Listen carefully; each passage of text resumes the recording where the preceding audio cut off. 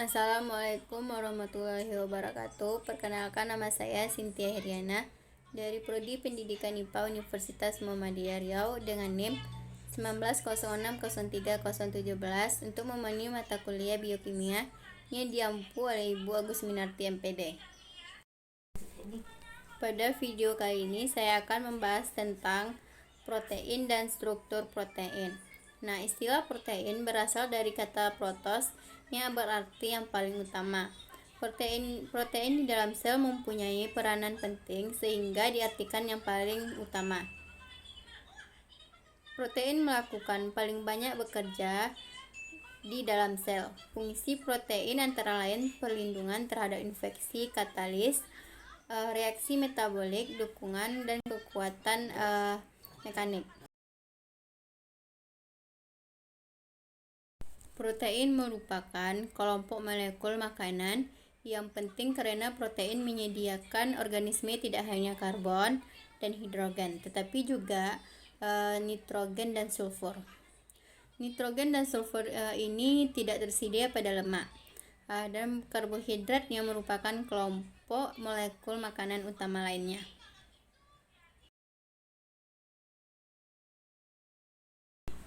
Molekul protein memiliki 4 struktur, yaitu struktur primer, sekunder, tersier, dan kuarter.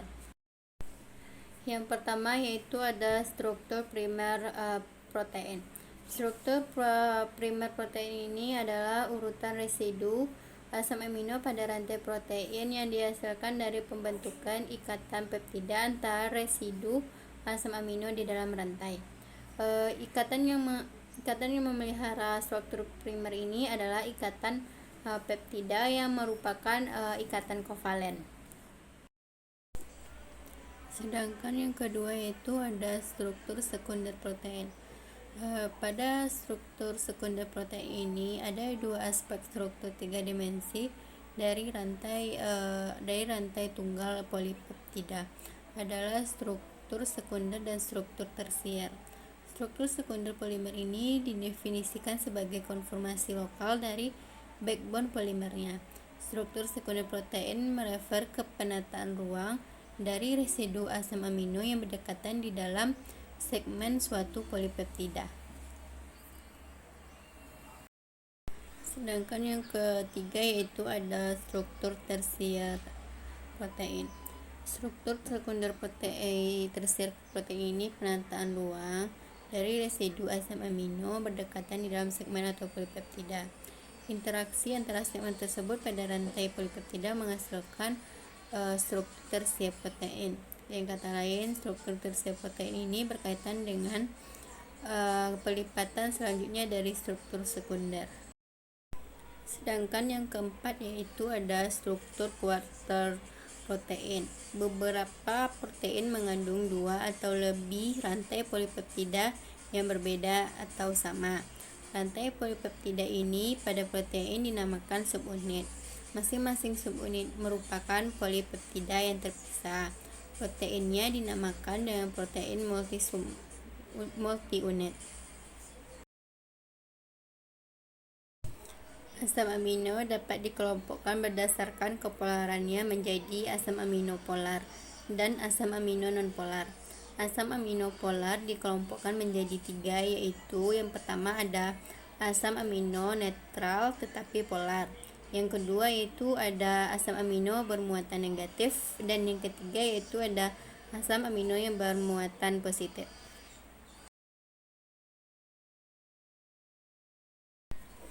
Selanjutnya itu ada teknik pemurnian protein.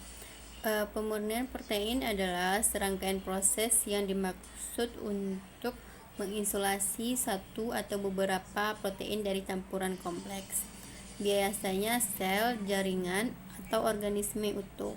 Pemurnian protein ini sangat penting untuk spesifikasi fungsi, struktur, dan interaksi protein yang diinginkan. Proses pemurnian ini dapat memisahkan bagian protein dan non-protein dari campuran, dan akhirnya memisahkan protein yang diinginkan dari semua protein lainnya. Pemisahan satu protein dari yang lainnya biasanya merupakan aspek pemurnian protein yang paling melelahkan. Langkah-langkah untuk pemisahan biasanya memanfaatkan perbedaan dalam ukuran protein, sifat fisik dan kimianya, yaitu ada afinitas pengikat dan aktivitas biologis. Hasil murni dapat disebut isolat protein.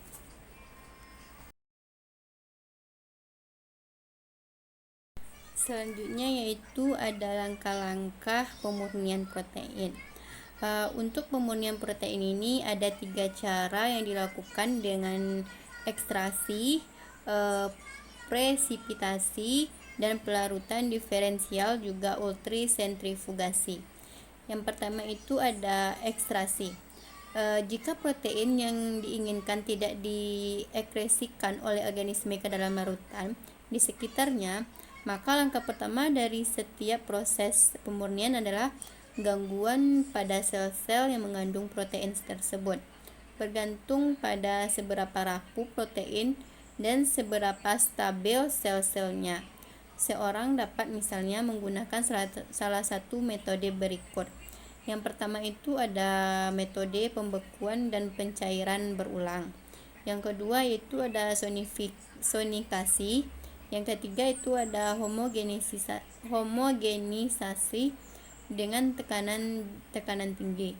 Yang keempat ada homogenisasi dengan menggiling. Langkah yang kedua yaitu ada presipitasi dan pelarutan diferensial. Dalam pemurnian protein massal, langkah pertama yang umum untuk mengisolasi protein adalah dengan pengendapan dengan amonium sulfat. Ini dilakukan dengan menambah jumlah amonium sulfat dan mengumpulkan fraksi yang berbeda dari protein yang diendapkan. Nah, selanjutnya itu amonium sulfat dapat dihilangkan dengan dialisis. Selama tahap pengendapan amonium sulfat, gugus hidrofobik yang ada pada protein terpapar ke atmosfer. Menariknya, gugus hidrofobik lainnya hasilnya adalah pembentukan agregat komponen hidrofobik. Dalam kasus ini, endapan protein biasanya akan terlihat dengan mata telanjang. Nah, salah satunya keuntungan dari metode ini adalah dapat dilakukan dengan murah, bahkan volumenya yang sangat besar. Yang ketiga yaitu dengan langkah ultrasentrifugasi. Sentrifugasi ini adalah proses yang menggunakan gaya sentrifugal untuk memisahkan campuran partikel dengan berbagai massa atau kepadatan yang tersuspensi dalam cairan. Ketika bejana biasanya tabung atau botol yang berisi campuran protein atau materi partikulat lain. Seperti sel bakteri diputar dengan kecepatan tinggi, inersia setiap partikel menghasilkan gaya ke arah kecepatan partikel yang sebanding dengan kecepatan tinggi masanya. Kecenderungan suatu partikel untuk bergerak melalui zat cair karena gaya ini diimbangi oleh hambatan zat cair pada partikel tersebut.